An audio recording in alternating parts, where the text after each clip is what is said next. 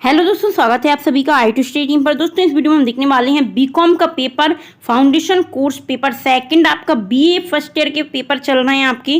कल आपका 4 अगस्त को फाउंडेशन का पेपर सेकंड है, पर्यावरण अध्ययन योग एवं ध्यान। तो आज हम देखेंगे कि बीकॉम का पेपर किस प्रकार आया था। तो चलिए स्टार्ट करते हैं। अगर अभी तक आपने वीडियो को शेयर नहीं किया तो वीडियो को शेयर जरूर कर दीजिए दोस्तों। वीडियो बहुत ही इंपॉर्टेंट होने वाली है। आपका कल पेपर है तो किस प्रकार के क्वेश्चंस बीकॉम में पूछे गए थे आपका उसी प्रकार पेपर पूछा जाएगा। तो चलिए स्टार्ट करते हैं। इसके बाद हम बीएससी का पेपर भी डालेंगे। तो बीएससी का किस प्रकार पेपर आया था, तो जो क्वेश्चंस रिपीट होते हैं बहुत सारे। आप कल के पेपर में पेपर फर्स्ट में आपने देखा ही होगा, 2 अगस्त को था पेपर, तो उसमें भी बहुत सारे क्वेश्चंस थे जो बीकॉम और बीएससी के पेपर के मिले थे। तो आप ये दोनों पेपर जरूर कर लीजिए। आपके 100 क्वेश्चंस ऐसे ही तैयार हो जाएंगे, क्योंकि आपके 50 बीकॉम के रहेंगे, 50 बीएससी के रहेंगे। इनमें से कम 10 से 15 क्वेश्चंस आपको बीए में देखने को मिलेंगे। तो चैनल को सब्सक्राइब कर लीजिए और बेल आइकन प्रेस कर लीजिए, ताकि हम बीएससी का पेपर डालें तो उसका नोटिफिकेशन आपको मिल जाए। तो चलिए स्टार्ट करते हैं।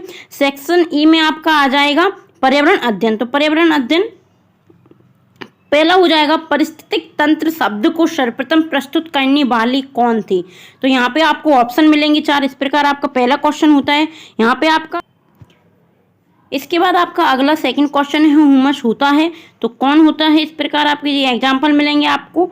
सहोपकारिता में दोनों जीव लाभान्वित होते हैं, दोनों जीवों को हानि होती है।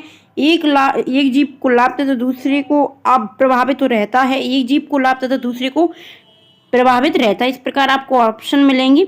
इसके बाद आता है आपका पारिस्थितिक तंत्र के घटक हैं। तो 2 घटक होते हैं, कौन कौन से होते हैं। इसके बाद आपका अगला हो जाएगा, लाइकेन किसका एक उदाहरण है। मृदा से पौधों को उपलब्ध होने वाला जल, कोशिका जल, गुरुत्वीय जल या आर्द्रता ग्रही जल या रसायन बंधित जल अब घटक करता है।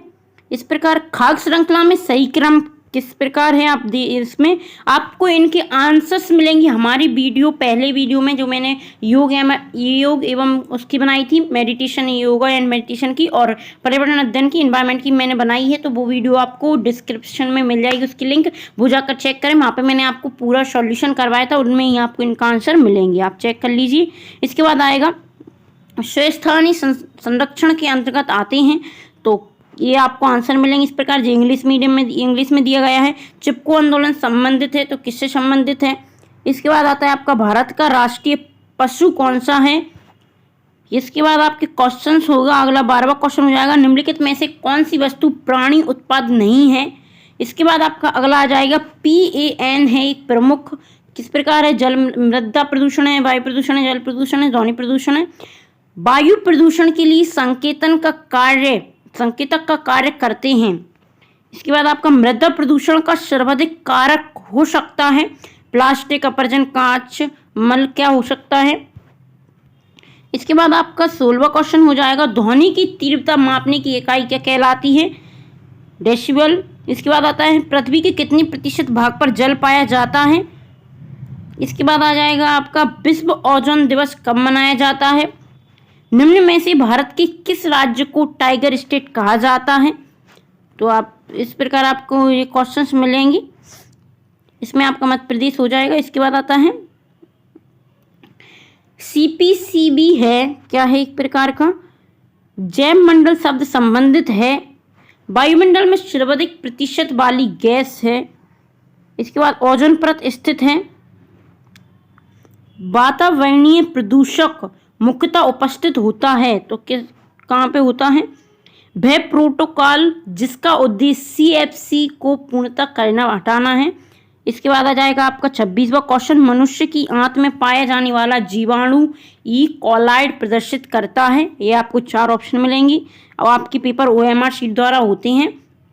और दोस्तों बहुत सारे बच्चों का कमेंट आया था, वैसे कल नहीं उससे पहले आया था, कि जो मैम OMR शीट होती है तो उसमें हमारी 2 सब्जेक्ट होती हैं, उनके दोनों के कोड होती हैं, सब्जेक्ट कोड होता है।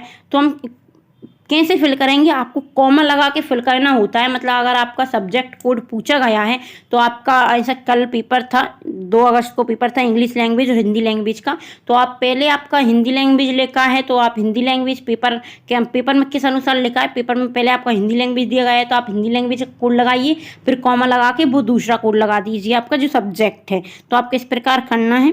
इसके बाद आपका ये है, अगला क्वेश्चन हो जाएगा परिस्थिति की शब्द का प्रयोग सर्वप्रथम। इसके बाद आपका अगला क्वेश्चन हो जाएगा ऊर्जा का पिरामिड होता है। इसके बाद आपका अगला क्वेश्चन है सर्वाधिक उर्वरकता वाला जल पाया जाता है। क्योटो प्रोटोकॉल संबंधित है। आंखों में जलन पैदा होती है। वायुमंडल की सबसे निचली परत को क्या कहते हैं। इसके बाद आपका अगला क्वेश्चन आएगा केंद्रीय प्रदूषण नियंत्रण बोर्ड की स्थापना हुई थी तो किस सन में हुई थी। निम्नलिखित में से भारत का कौन सा राज्य सर्वाधिक वन आच्छादित है। इसके बाद आपका अगला क्वेश्चन होगा पृथ्वी के वायुमंडल में नाइट्रोजन का प्रतिशत कितना प्रतिशत होता है। उष्णकटिबंधीय वर्षा वन की विशेषता क्या होती है, क्या क्या विशेषता है। इसके बाद आता है आपका जल का सर्वाधिक उपयोग होता है किस क्षेत्र में होता है। विश्व पर्यावरण दिवस कब मनाया जाता है, 5 जून को, आप सभी लोग जानते हो। शोर प्रदूषण कितनी डेसिबल ध्वनि से होता है। किसके प्रति लाइकेन सर्वाधिक संवेदनशील होता है। पत्थर कोड का मुख्य कारण है। किस गैस ने भोपाल गैस त्रषदी में हजारों जानें ली थी तो MIC हो जाएगी, आप जानते ही होंगे। इसके बाद है कौन सा स्रोत अनविनीकृत है तो ये हो जाएगा आपका सुंदरलाल बहुगुणा संबंधित हैं तो किससे संबंधित हैं। भारत का राष्ट्रीय पक्षी कौन सा है। राष्ट्रीय वन्य जीव बोर्ड का अध्यक्ष होता है तो कौन होता है। पारिस्थितिकी तंत्र का महत्व केंद्रित होता है। इसके बाद आपका अगला क्वेश्चन आएगा जीवाणुओं और कवकों के अतिरिक्त जो जीव कार्बनिक पदार्थों को खाते हैं तो क्या कहलाते हैं। किसी वन में संख्या का पिरामिड होता है तो कैसा होता है। किसी जीवोम की भूमि अम्लीय तथा अल्प खनिज पदार्थ वाली होती है तो ये आपको 4 ऑप्शन मिलेंगी। और दोस्तों आपको BSc BCom एंड BSc का आपको पेपर जरूर सॉल्व करना है। आपको इसके आंसर्स डिस्क्रिप्शन में दी गई है लिंक, वो आप उस पर जाकर देख सकते हो। आपको ये क्वेश्चन BCom और BSc के जरूर करने हैं क्योंकि आपका अगर आप पर्यावरण अध्ययन का क्वेश्चन कर रहे हो जो BCom का आपने जी वीडियो की, इसके बाद BSc की तो आपके 100 क्वेश्चंस जी हो जाएंगे। इसमें से आपको पेपर में सिर्फ 50 क्वेश्चन मिलेंगे तो आपको उसमें से 10 या 15 क्वेश्चंस रिपीट होंगे।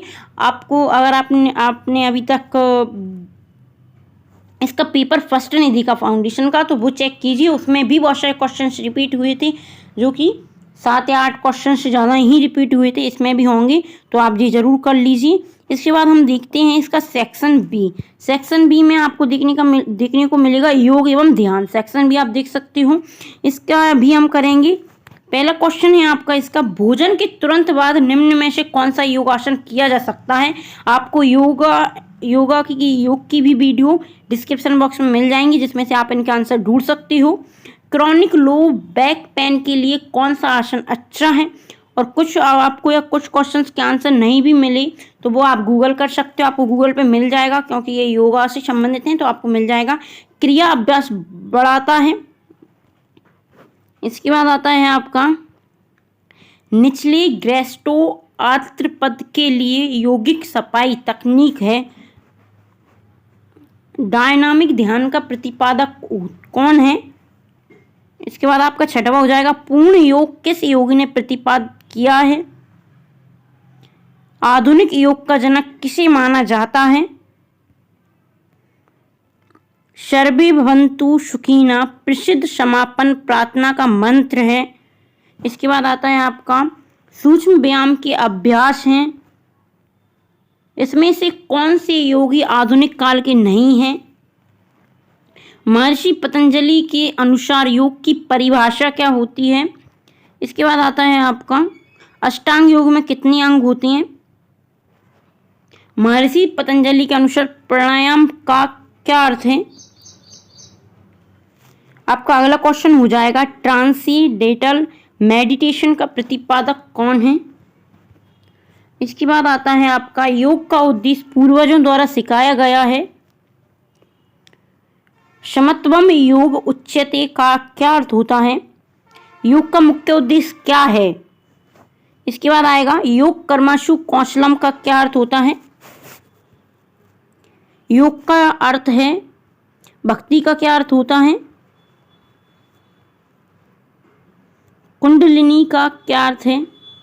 पुरका, कुंभका और रेचक के बीच का अनुपात है, कितना अनुपात है? किसके लिए आप ध्यान अभ्यास की सलाह नहीं देंगे? इसके बाद आ जाएगा सूत्र नीति में से एक है। सभी योग प्रथाओं की एक प्रमुख विशेषता है। मोटापा प्रबंधन के लिए कौन सा आसन सबसे उपयुक्त है? जन्मजात ऊर्जा के लिए विशिष्ट यौगिक शब्द क्या है जो सभी व्यक्तियों में रहता है? अगला हो जाए योग कहता है ईश्वर है। योग कर्म सिद्धांत में विश्वास करता है। योग निद्रा क्या है? योग किसके लिए होते हैं, किसके लिए हैं? स्वामी विवेकानंद का जन्म दिवस कब है? प्रथम अंतर्राष्ट्रीय योग दिवस कहाँ मनाया गया था? प्राणायाम का संबंध है। योग सूत्र किसने दिया? योगासन अभ्यास नहीं कर सकती, कौन नहीं कर सकती? इसके बाद है भुजंगासन लाभदायक है। जानुशिरासन किस आसन वर्ग के अंतर्गत आता है? आपको ये ऑप्शन मिले हैं। इंद्रियों का उद्देश्य क्या है? इसके बाद आपका अगला क्वेश्चन है निम्नलिखित में से कौन ताप प्राणायाम है? योग का मुख्य उद्देश्य क्या होता है? निम्न में से कौन सा प्राणायाम गर्मियों में करना चाहिए? पाद हस्तासन में कौन सी मांसपेशियां खिंचती हैं? सूक्ष्म शरीर में कितने चक्र होते हैं? पतंजलि योग सूत्र में कितने नियम दिए जाते हैं? आसन करने का क्या उद्देश्य है? कौन सा प्राणायाम सर्दियों के समय में किया जाना चाहिए? निम्नलिखित में से कौन सा प्राणायाम शरीर को ठंडक प्रदान करता है? योग कर्मसु कौशलम का क्या अर्थ होता है? प्राणायाम से मुख्यतः क्षमता में सुधार होता है। तो ये आपको ये ऑप्शन मिल जाएंगे, फेफड़े, पेट, पेशियां, इस प्रकार। तो दोस्तों यहाँ पे हमने पर्यावरण का और योग एवं ध्यान के इम्पोर्टेंट क्वेश्चंस देखे थे, जो कि आपका बीकॉम के पेपर देखे थे हमने। आपका फाउंडेशन कोर्स पेपर सेकंड देखा था। तो आप ये क्वेश्चंस जरूर कर लीजिए। इनके आंसर्स आपको हमारी पहली वाली वीडियो में मिल जाएंगे, जिनमें मैंने आपको वीडियो के कुछ पार्ट्स हैं, योगा के 3 या 4 पार्ट्स हैं, ऐसे ही पर्यावरण एनवायरनमेंट की भी आपको यूनिट वाइज मैंने बताया था। तो उनमें इनके आंसर्स आपको मिल जाएंगी, आपको लिंक डिस्क्रिप्शन में मिल जाएगी। और दोस्तों वीडियो को ज़्यादा से ज़्यादा शेयर जरूर कर दीजिए। अगर अभी तक आपने वीडियो को लाइक नहीं किया तो वीडियो को लाइक कर दीजिए। चैनल सब्सक्राइब करना ना भूलें, बेल आइकन प्रेस जरूर कर लें दोस्तों, ताकि इसका बीएससी का पेपर किस प्रकार आया था, फाउंडेशन पेपर सेकंड, वो भी आपको जल्द ही मिल जाएगा। वो आप देख सकते हो किस प्रकार उसमें क्वेश्चन पूछे गए थे, ताकि आपका बीए का भी उसी प्रकार पेपर होगा। तो आप बेल आइकन प्रेस कर लीजिए, आपको नोटिफिकेशन मिल जाएगा जब वीडियो डालेंगे हम। तो चलिए मिलते हैं अगली वीडियो में। धन्यवाद।